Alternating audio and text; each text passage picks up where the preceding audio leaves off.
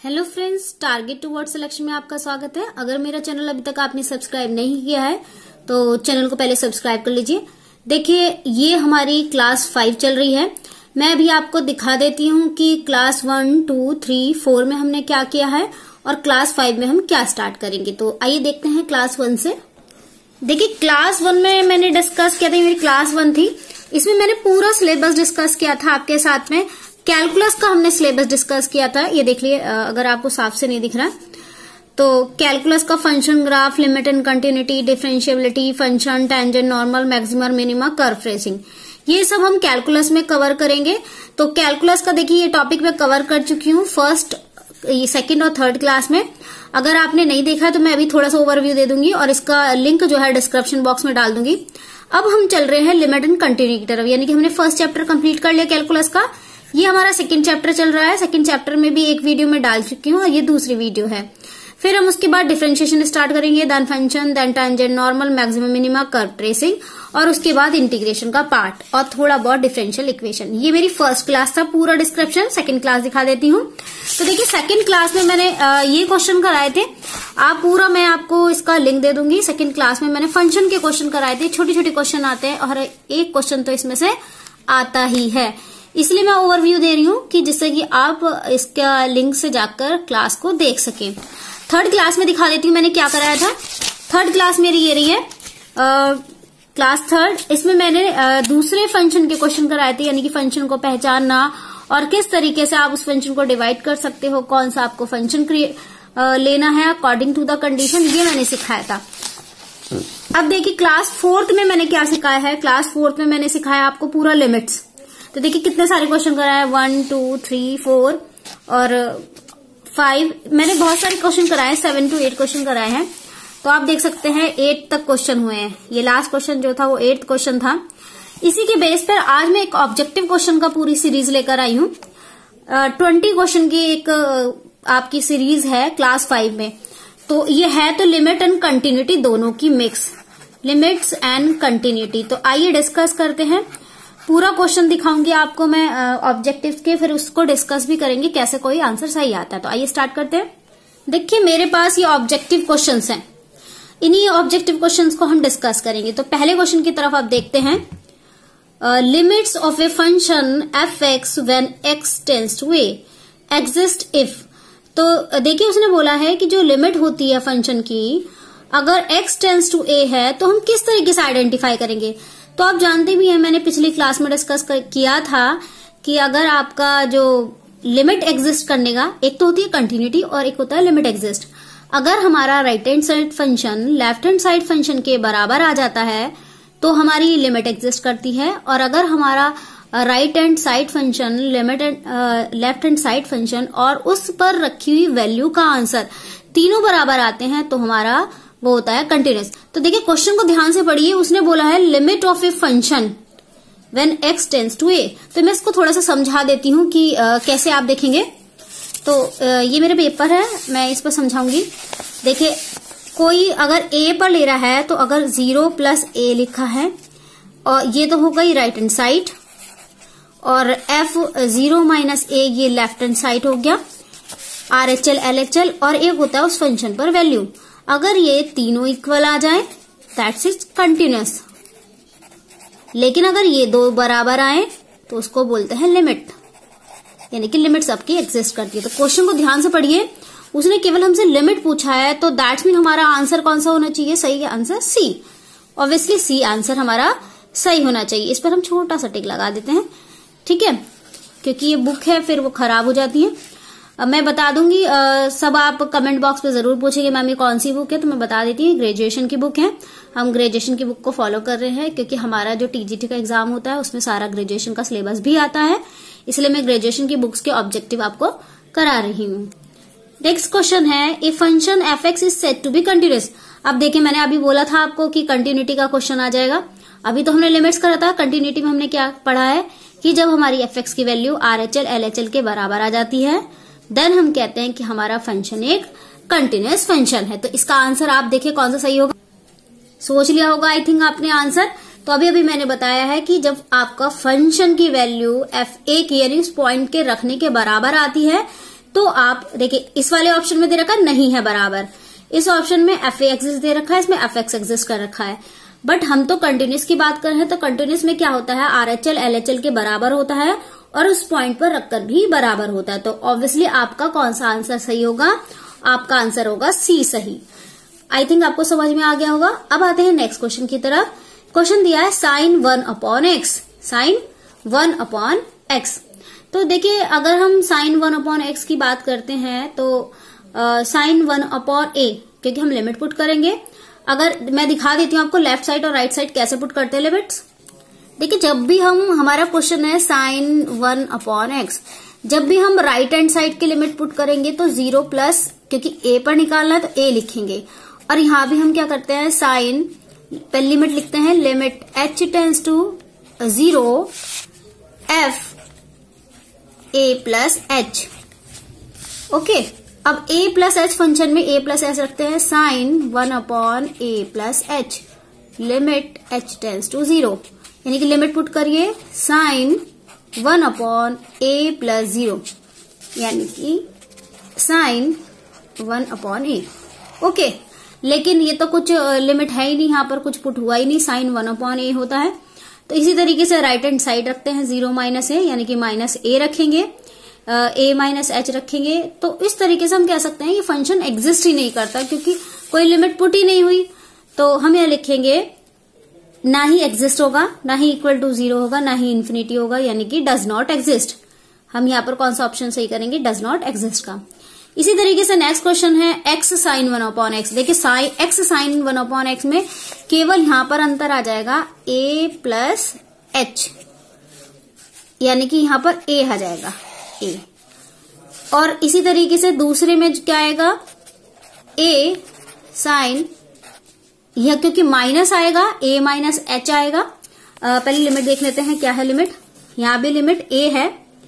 तो जब हम इसमें इसमें क्या होगा, जब हम इसकी वैल्यू 1 अपॉन h लेकर चलेंगे, 1 अपॉन h लेकर चलेंगे और इसमें लिमिट पुट करेंगे, तो हम यहां पर लिख सकते हैं ये जो होती है वैल्यू जो होती है इसकी प्लस इन्फिनिटी से माइनस इन्फिनिटी तक ऑक्सिलेट करती है, प्लस इन्फिनिटी से माइनस इन्फिनिटी तक ऑक्सिलेट करेगी, इसलिए इसको ऑक्सिलेटरी फंक्शन कहते हैं।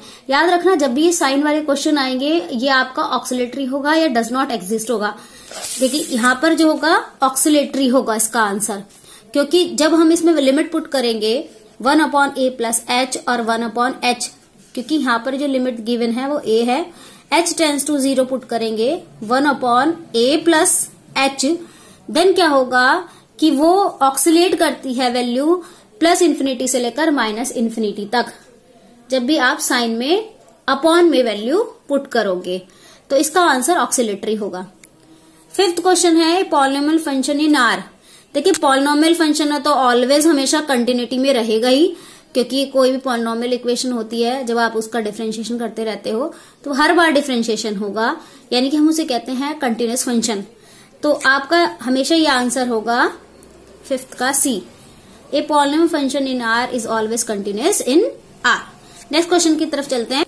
देखिए नेक्स्ट क्वेश्चन है the function f x sine 1 upon x.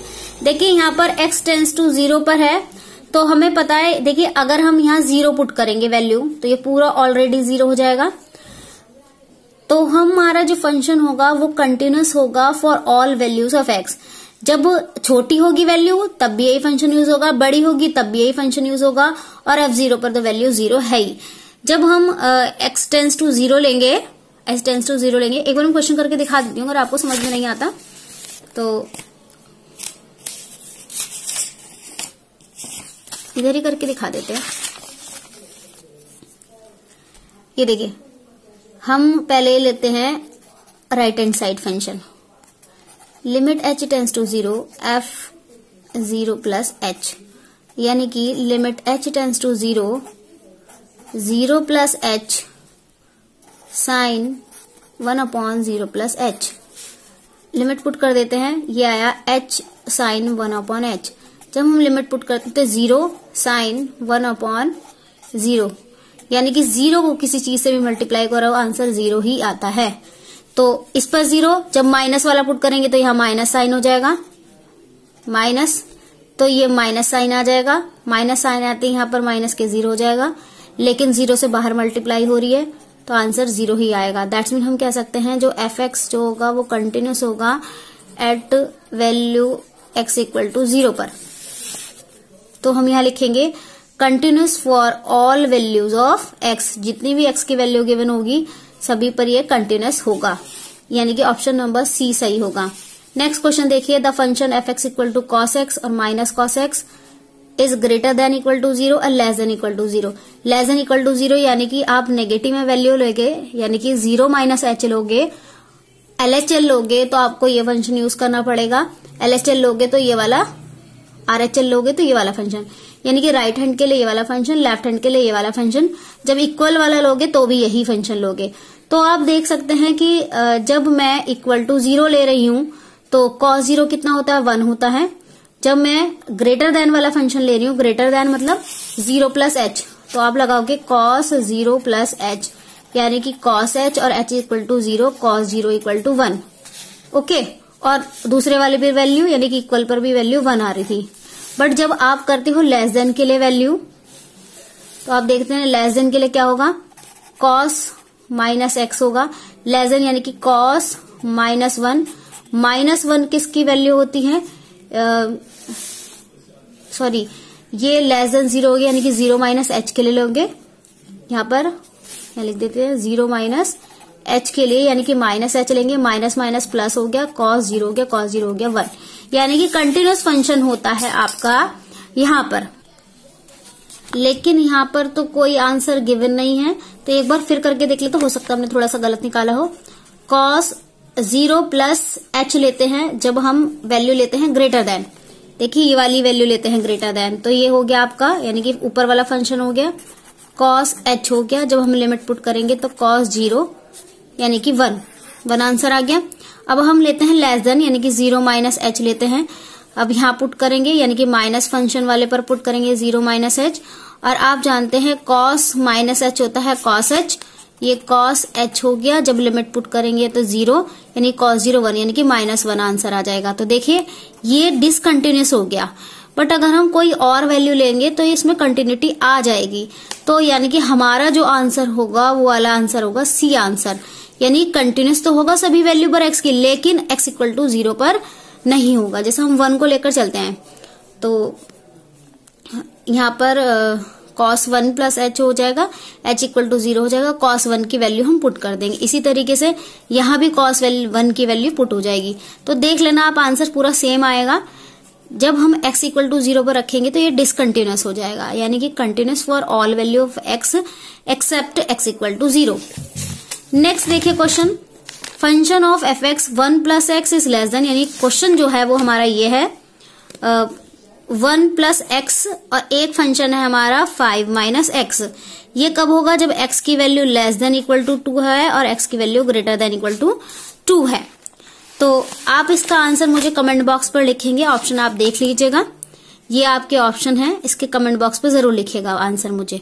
Next question आता है 1 plus 1 upon x limit x tends to infinity. देखिए सीधा सीधा सा पुट कर दीजिए, 1 अपॉन इन्फिनिटी यानी कि 1 अपॉन इन्फिनिटी 0, तो 1 प्लस 0 इक्वल टू 1, यानी कि आंसर आ जाएगा आपका ऑप्शन ए। इसी तरीके से नेक्स्ट क्वेश्चन है 10th, the function fx equal to mod x is continuous होगा, डिसकंटिन्यूस होगा, या डिसकंटिन्यूस फॉर ऑल वैल्यूज होगा, या कंटिन्यूस फॉर ऑल वैल्यूज होगा। तो अब देखिए मैं इसका आंसर समझा देती हूँ आपको। देखिए ये है मॉड में अगर हम नेगेटिव वैल्यू लेते हैं तो वो पॉजिटिव बन जाती है, और पॉजिटिव तो पॉजिटिव रहती है, लेकिन सारी वैल्यू पर तो हम नहीं ले सकते। अगर नेगेटिव लेंगे या पॉजिटिव लेंगे तो सभी वैल्यू पर x की नहीं आएगा ये कंटिन्यूस, बट जब हम x इक्वल टू 0 लेंगे तो 0 पर तो 0 आंसर ही आएगा, और नेगेटिव में भी 0, क्योंकि 0 जो होता है नेगेटिव पॉजिटिव कुछ नहीं होता, तो हम कह सकते हैं ये कंटिन्यूस फंक्शन होता है at x equal to 0 only. एक बार और समझा देती हूँ, क्योंकि मॉड x जो होता है वो हर हालत में पॉजिटिव आ जाता है, तो 0 ही एक ऐसी वैल्यू होती है जो नेगेटिव पॉजिटिव कोई नहीं होती, इसलिए कंटिन्यूस होगा वो x इक्वल टू 0 पर। ये देखिए ये क्वेश्चन है साइन x अपॉन x, तो आप जानती हैं x टेंस टू 0 पर साइन x अपॉन x की वैल्यू कितनी होती है, 1 होती है। तो आंसर इसका कितना हो गया, 1 हो गया। इसी तरीके से नेक्स्ट क्वेश्चन है कि f(x) आपका 1 है जब रेशनल फंक्शन है, -1 है तो x इज रेशनल फंक्शन है। आप इसका आंसर भी मुझे कमेंट बॉक्स में लिखकर बताएंगे इसके आंसर क्या होगा। अब देखिए नेक्स्ट क्वेश्चन भी क्या है आपका, a⁻x -1/x है। ये आपका एक फॉर्मूला है, आपको याद होगा तो log a का फॉर्मूला है, तो आप सीधे सीधे इसका आंसर log a लगा देंगे। कभी कभी क्वेश्चन क्या होता है, डायरेक्ट आते हैं। Which two of the function sin x e⁻x log x are the continuous on R? तो आप मुझे बताएंगे क्योंकि कुछ क्वेश्चन आपके लिए भी होना चाहिए। ये क्वेश्चन का भी आंसर आप ही देंगे 14 का कि sin x e⁻x log x ये कंटिन्यूस है या नहीं है, कौन सा आपके दो फंक्शन कंटिन्यूस हैं। देखिए नेक्स्ट क्वेश्चन बता देते हैं। In the epsilon and delta definition of continuity of a function f(x) at point x equal to a lambda, ये डेल्टा बोलते हैं, delta depends in general upon, देखिए किस पर डिपेंड करना चाहिए, ये दोनों के दोनों, तो एप्सिलॉन पर डिपेंड करना चाहिए, ए पे डिपेंड करना चाहिए, एप्सिलॉन और ए दोनों पर, या किसी में भी नहीं। ध्यान से पढ़ते हैं। In the epsilon and delta, दो आपके ये वेरिएबल टाइप हैं और आपको एक ऑर्डर्ड पेयर में गिवन है और फंक्शन कंटिन्यूस बोला है x इक्वल टू a पर, और ये जो डेल्टा है वो डिपेंड करता है इन जनरल। तो हमें पता है कि जो भी वैल्यूज हैं जब ये दोनों फंक्शन में गिवन है तो ऑब्वियसली इन दोनों पे ही ये डिपेंड करेगा, यानी कि एप्सिलॉन पर भी और a पर भी, क्योंकि फंक्शन तो होता ही है, जो पॉइंट्स होता ही है a पर, लिमिट जो होती है उस पर तो डिपेंड करेगा, यानी कि a पे तो डिपेंड करेगा ही, और जो एप्सिलॉन है जो कि पॉजिटिव वैल्यू मानी जाती है उस पर भी डिपेंड करेगा, यानी कि बोथ एप्सिलॉन और a। नेक्स्ट है a function f is said to be continuous at point x equal to a if for each epsilon is greater than there exist a lambda delta is greater than 0 such that, तो आप देख सकते हैं ये वाला function इसका सही होगा, x minus is less than delta and f(x) minus f is less than delta, यानी कि x इक्वल टू a पर भी जो वैल्यू है वो पॉजिटिव आनी चाहिए और जो उसका फंक्शन है वो भी पॉजिटिव आना चाहिए। तो आप इसकी कंडीशन याद रखेंगे, x equal to a is less than delta and f(x) minus f is less than epsilon, ये इसका ऑप्शन सही होगा। नेक्स्ट क्वेश्चन है the implication x minus a is less than delta and f(x) minus f is less than epsilon, the definition of continuity is equivalent to। तो देखिए अभी अभी हमने डिस्कस किया ही है कि ये वाली जो प्रॉपर्टी होती है ये आपकी ट्रू हो गया, देखेंगे इसने यहाँ भी दे दी। तो अगर मुझे इसको लिखना है तो मैं किस फॉर्म में लिखूंगी ये भी बता देते हैं। तो देखिए हम इसको ऐसे लिखेंगे, f a minus epsilon comma a plus epsilon, ये एक ब्रैकेट में हो जाएंगे, is a subset of f a minus epsilon और दूसरा भी f a प्लस एप्सिलॉन। देखिए ये ऑप्शन तो इसका सही है नहीं। नेक्स्ट देखिए ऑप्शन क्या है, ये वाला, तो अभी अभी मैंने यही बताया है, a minus epsilon a plus epsilon is a subset of f a minus epsilon and f a plus epsilon, ये आपका पूरा सेट है, यानी कि f a minus delta, epsilon नहीं सॉरी ये डेल्टा है, डेल्टा और ये प्लस डेल्टा एप्सिलॉन और a स्क्वायर, ये आपका सही होगा। नेक्स्ट क्वेश्चन देखिए, which of the following is continued at x equal to 0। तो अभी अभी हमने मॉड की बात करी थी, x इक्वल टू 0 पर कंटिन्यूस होता है, तो ये आपका आंसर सही होगा। 19 क्वेश्चन देखिए, the given function f(x) equal to mod x if x is not equal to 0 and 1 if x equal to 0, इस पर क्या आंसर आपका सही होगा। तो अभी हमने डिस्कस किया ही है कि f(x) हमारा कंटिन्यूस होता है, ठीक है, बट जब हम ये वाला फंक्शन यूज करेंगे जब x की वैल्यू 0 नहीं होगी, 0 से बड़ी या 0 से छोटी होगी तो हम ये वाला यूज करेंगे, और जब 0 के बराबर होगी तो 1 यूज करेंगे। तो अभी अभी आपने देखा था कि जब हम मॉड x यूज कर रहे तो हमारा आंसर कितना आ रहा था, 0। चाहे हम क्या कहते हैं x इक्वल टू 0 पे तो हमें निकालना ही पड़ेगा क्योंकि 0 गिवन है, तो मॉड x की वैल्यू जो आ रही थी वो 0 आ रही थी, बट इक्वल टू 0 पर आंसर कितना आ रहा है, 1 आ रहा है। तो ये कंटिन्यूस x इक्वल टू 0 पर हो ही नहीं सकता। अगर यहाँ पर 0 होता तो हमारा कंटिन्यूस होता, यहाँ 0 की जगह उन्होंने 1 दे दिया, देखिए कंफ्यूजन के लिए। तो अब उसने पूछ लिया इनकरेक्ट कौन सा, तो ऑब्वियसली इनकरेक्ट यही होगा। नेक्स्ट क्वेश्चन देखिए B, f(x) equal to x, ये ग्रेटेस्ट इंटीजर फंक्शन है x, और इसकी वैल्यू देखिए अगर हाफ होती तो हम उसको लिख देते हैं थोड़ा सा बढ़ाकर 0 बढ़ाते नहीं है, पीछे चले जाते हैं, 0 लिख देते हैं। बट इसमें इसकी लिमिट 1 दे दी है, हाफ वगैरह नहीं दी है, छोटी वैल्यू नहीं दी है, तो हमारा यहाँ फंक्शन डज नॉट एग्जिस्ट हो जाता है। तो आई होप आपको आज की वीडियो पसंद आई होगी। बहुत लंबी भी हो गई है, इसलिए मैं 20 क्वेश्चन ही कराऊंगी। अगर आपके कोई क्वेरी है तो प्लीज कमेंट बॉक्स पे जरूर लिखिएगा। अगर क्वेश्चन आपको समझ में नहीं आते हैं तो 1-2 क्वेश्चन मैं दोबारा और करा दूंगी, क्योंकि थोड़ा स्पीड से हमने कराए हैं। और आपको पिछली वीडियो के लिंक भी डिस्क्रिप्शन बॉक्स में मिल जाएंगे। नई वीडियो के साथ मैं कल से स्टार्ट कराऊंगी आपका डिफरेंशिएशन। छोटे से स्टार्ट कराएंगे, फिर बड़े लेकर चलेंगे डिफरेंशिएशन। तब तक के लिए आज्ञा दीजिए। Thank you so much.